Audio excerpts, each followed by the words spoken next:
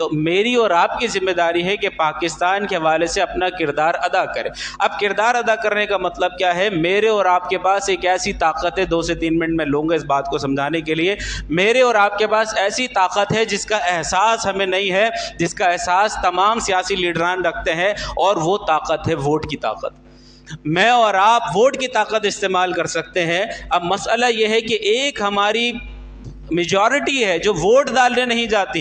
याद रखिएगा, इस करप्ट निज़ाम के और इन 2 नंबर सियासतदानों के आने में उन लोगों का सबसे बड़ा हाथ है जो वोट नहीं डालते, क्योंकि आपका वोट ना डालना आपके मजहबी अकास थी, आपकी मजहबी सोच थी, आपने तो खुद अपने आप को साइड कर लिया।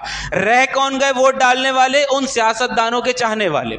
और वो सियासतदानों के चाहने वाले अपने सियासतदान को वोट देंगे। और आपके पाकिस्तान में ये कानून नहीं है कि भाई 100 बंदे अगर किसी जगह पर हैं, लिहाजा 90 वोट नहीं डाल रहे तो इस बंदे को कलअदम कर दो, इसकी कोई इलेक्टिबिलिटी नहीं है, यानी ये इलेक्ट नहीं हुआ और ये मुंतखब नहीं हुआ। बल्कि अगर 2 बंदे भी किसी को वोट दे देंगे ना और 98 बंदे बाइकआउट कर देंगे, तब भी आपका कानून उसको इख्तिदार में ले आएगा कि वो बंदा है ये ऐसा कि जिसे पूरे इलाके में सिर्फ 2 बंदे सही मानते हैं, जबकि 98 बंदे चोर उचक्का मानते हैं, लेकिन वो 2 बंदों की वजह से वो चोर उचक्का आपके सर पर आएगा। तो जहां उन 2 बंदों का कसूर है, इससे बढ़कर 98 लोगों का कसूर है जिन्होंने वोट का हक इस्तेमाल नहीं किया। अगर वो किसी मजहबी बंदे को वोट देते तो इसके मुकाबले में वो जीत जाता। तो अब यहां पर मैं ये नहीं कहूंगा कि आप किसी मजहबी पार्टी को या मैं किसी पार्टी को लेकर यहां पर बैठा हुआ हूं। मैं ये कहता हूं आप किसी भी पार्टी को सपोर्ट करते हैं करें, या आपका मसला है, लेकिन वो पार्टी का बंदा जब आपके पास वोट मांगने आए तो उसे कहें बिजली पानी गैस एक ज़िमनी मसला है,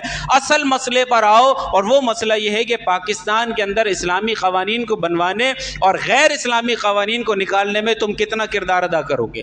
अगर तुम इस बात की श्योरिटी देकर जाते हो, असेंबली में जाकर आवाज उठाओगे और इसके हवाले से बात करोगे, तो फिर ठीक है हम तुम्हें वोट देंगे, बल्कि वोट क्या तुम्हारे शाना बशाना खड़े होकर तुम्हारी कैंपेन भी चलाएंगे। लेकिन अगर तुम नहीं करते, चाहे तुम्हारा किसी भी पार्टी से ताल्लुक है, ये काम नहीं करते तो हमारे दर पर दोबारा मत आना, हमारे लिए कोई जगह नहीं है तुम्हारी। अगर हम में से हर एक बंदा ये सवाल करे पूरे इलाके से, जब यहाँ पर लोग आए और कॉर्नर मीटिंग्स करें और हर मीटिंग के अंदर यही सवाल आना शुरू हो जाए, तो मुझे बताइए वो बंदा मजबूर हो जाएगा कि वो ये अगर बिलफर्द अभी धोखा देकर झूठ बोलकर असेंबली में चला गया, फिर उसे बताए 5 साल बाद फिर मैंने इनके पास जाना है, ये जूते मारेगी अवाम मुझे, तो फिर वो मजबूर हो जाएगा कि नहीं भाई इनके मुताबिक काम करना पड़ेगा।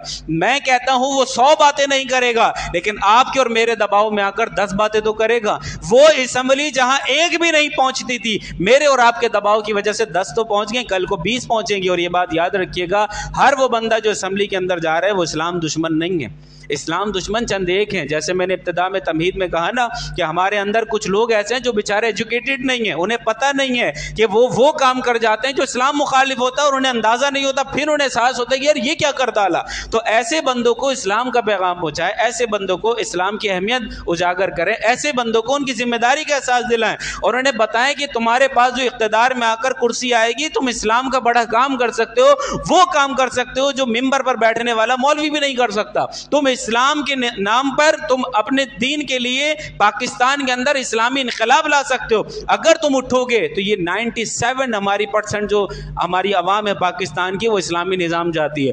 एक बंदा आकर हाथ में तस्बीह पकड़ता है, थोड़ा सा इस्लामी टच देता है, हमारी कौम उसके पीछे चलती है, तो वो बंदा आकर जो पूरा ही पूरा इस्लामी होगा और पूरा वो दीन के लिए खड़ा रहेगा, तो फिर आप मुझे बताइए कि उसके पीछे कैसी दीवानी होगी कौम। ये कौम सिर्फ इस्लाम की दीवानी है, जिसके साथ इस्लाम जुड़ता है ये उसकी दीवानी बन जाती है। तो ये आपके लिए समझ लीजिए कि वो लोग जो इलेक्शन में खड़े होने वाले हैं, ये आपको मैं नुस्खा दे रहा हूं इलेक्शन में जीतने का। इस्लाम के ऊपर उनसे वादा लीजिए और इस्लामी काम करके दिखाइए।